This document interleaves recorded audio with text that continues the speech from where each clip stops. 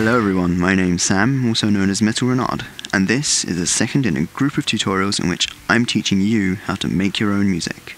This time round, the tutorial is about EQ or equalization.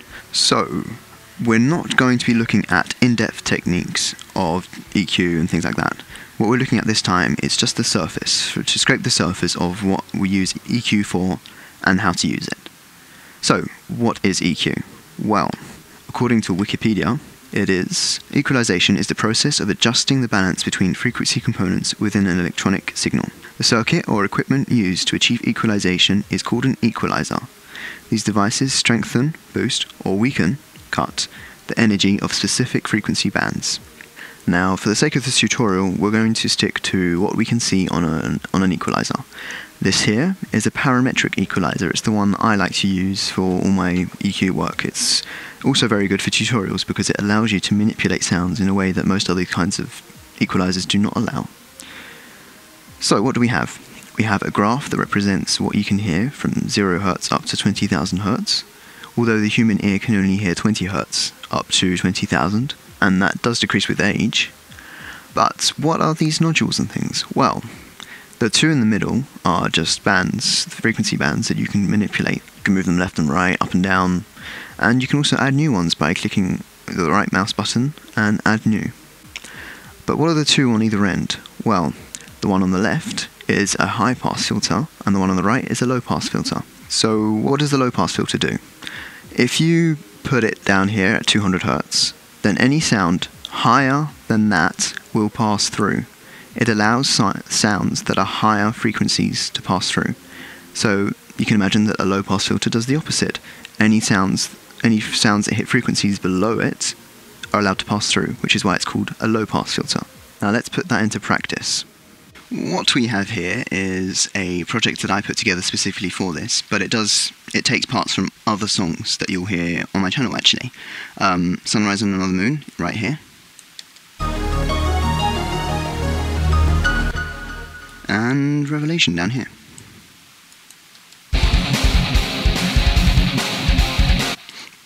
I'm using these as guinea pigs really to show you how EQ can be used and things like that. So let's put this to the right size to start with, otherwise we're going to be completely lost. And this one. They're that big because Reaper adapts the size of the windows to the plugins, and since I have Guitar Rig, which is pretty massive, it was that huge. Now let's listen to just the guitars.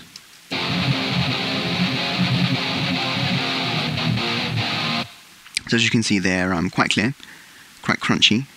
Is the volume loud enough? Yes, it is. Now, to make sounds clearer, you need to work with the high end of EQ, which is up here. So as you can see, there's a spike here at 5,000 Hz, 5K, and that's to give it more clarity. Ignore Skype, guys, don't worry about that. And this down here is to give it more of a beefy sound, like a bassier sound. Usually, to give guitars bassy sounds, like a beefier sound, you don't need to put it that low. But for this song, I found that that's what it needed, so that's what I did. Which just goes to show that there are no rules in production that you have to strictly abide by. Trust your ears. That's the biggest advice and the best advice that anyone can ever give you when you're producing music. Trust your ears. Your ears will tell you what's right.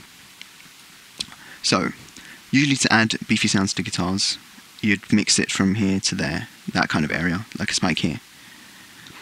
But like I said, this worked for this track. So let's listen now, one with EQ and one without EQ. And then also while it's playing back, I'll play around with the EQ in your left ear, which is this track 6 here. And that will allow you to hear how much EQ affects sound.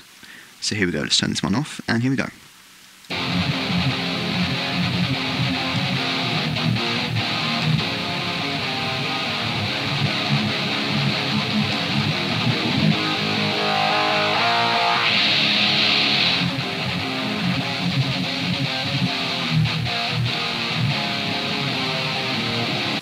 So there you go, massive differences, yeah? Now, let's put that into context with some drums. So this is more of the functional uses of EQ, like what we would use it for in context. So let's add the drums.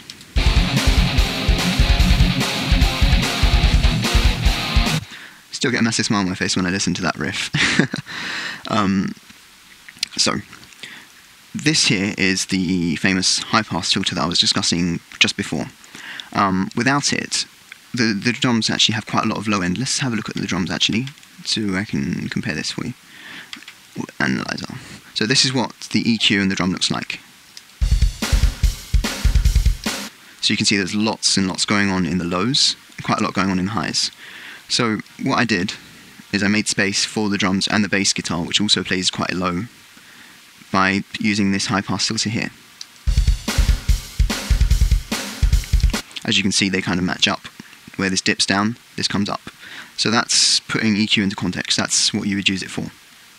It's to create space in the mix for other instruments to work together.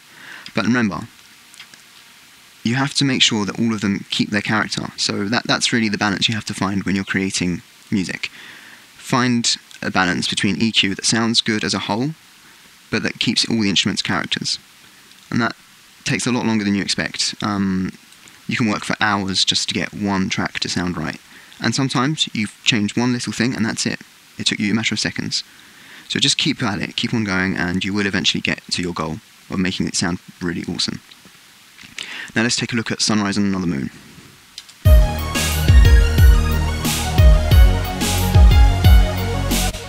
So I think the things that we need to look at here are the synths, these two here.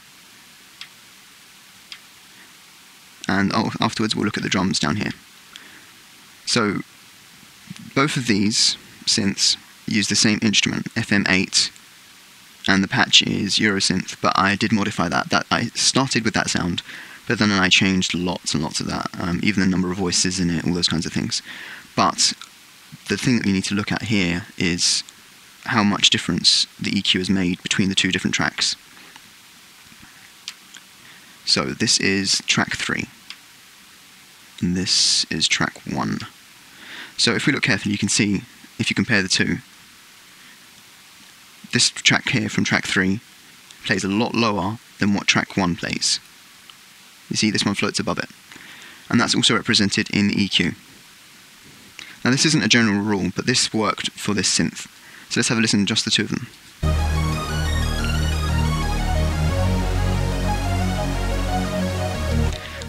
So if you look carefully at the EQ, you can also see where the patterns show up. Look at the yellow lines here.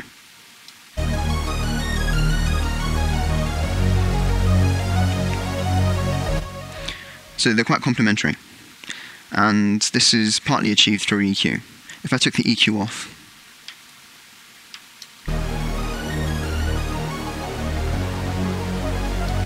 do you see it doesn't have quite the same impact. This one doesn't feel so kind of floaty, spacey, and the low one doesn't feel so powerful, so, well, really bassy, to put it simply.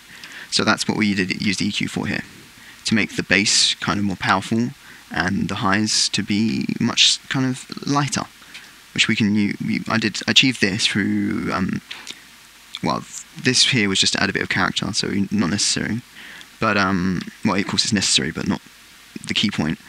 But this here, I found, was the range that the synth hit the sounds that I wanted, so I boosted that. And also found, though, that I wanted it to be cleaner, and by that I mean get rid of the hiss.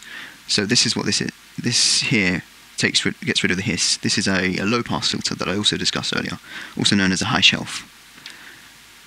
So let's have another listen.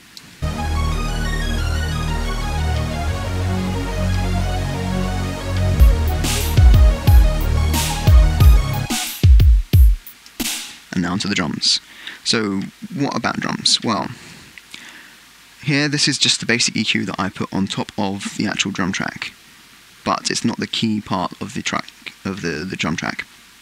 I use kick 7, which you can see and hear there, and on that I applied this EQ. So it's similar to the other one, it's also a parametric EQ, and I took out the highs and I gave it a massive boost. I mean, that doesn't look like a lot, but that's quite a few decibels. Right down here in the lows. I don't know exactly where that is. Let me check. Oh yes, I do. It's at 35 Hz. I could probably even move this up a bit. But this, when you produce music, you need to think about the systems that it will be playing on. Lots of everyday sound systems have subwoofers, and that's what this is playing to. This kick at 35-40 Hz is hitting in the subwoofer, so it's giving that feel in your chest. When you put music loud, boom, boom in your chest. That's what that is doing. And that's what gives it that powerful punch and kick to the face. And then we have to look at the snare, so we're using snare over here. Now I wanted it to be quite light, so I got rid of the bass, and I got rid of the mids, and then I increased the highs. But I could, for example, if I was looking for more of a dubstep kind of hit, I would increase around this.